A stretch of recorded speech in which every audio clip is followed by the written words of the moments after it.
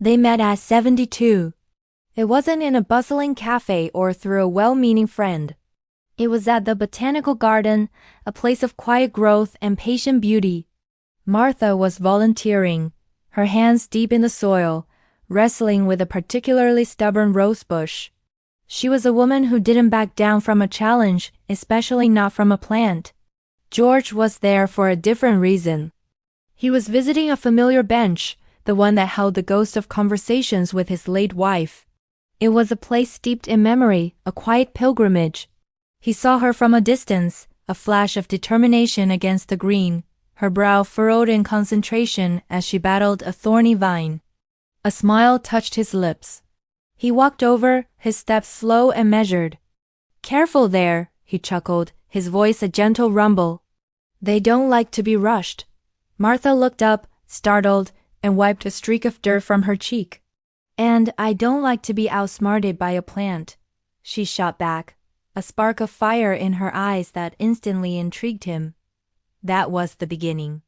A simple exchange over a rosebush that blossomed into so much more. They talked for a whole hour that first day. The conversation flowed as easily as water finding its path. They didn't talk about their past heartaches or the looming uncertainties of age. Instead, they talked about the things that gave them purpose now. They spoke of the perfect soil composition, the almost meditative patience required for a seed to sprout, and the shared, unspoken loneliness of having a life filled with more memories than future plans. It was a connection forged not in grand declarations, but in the simple, earthy language of the garden.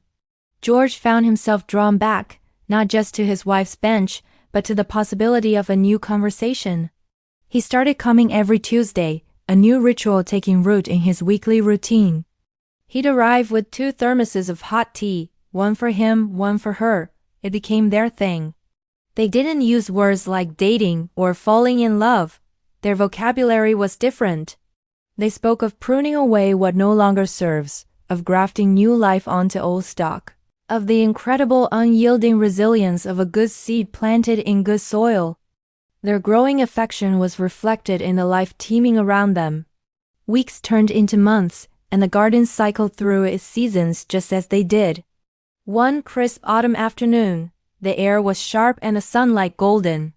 They stood side by side, admiring a rose that had defied the coming chill, bursting into a final spectacular bloom of vibrant color.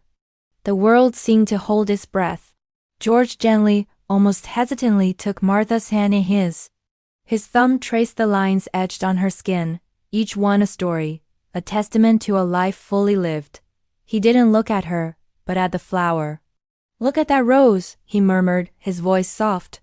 "Proof that the most beautiful things can still happen, even late in the season." His words hung in the air, more meaningful than any grand romantic gesture. Martha didn't need to say anything. She simply squeezed his hand, a silent, perfect agreement that spoke volumes. Theirs wasn't a sudden blazing fire of youthful passion. It was something deeper, more enduring. It was a warm, deeply rooted, and utterly reliable sun, rising faithfully to illuminate their final, beautiful years together. Thank you so much for watching and sharing this story with me. If it touched your heart, please consider liking this video and subscribing to the channel for more stories that celebrate love in all its forms. See you next time.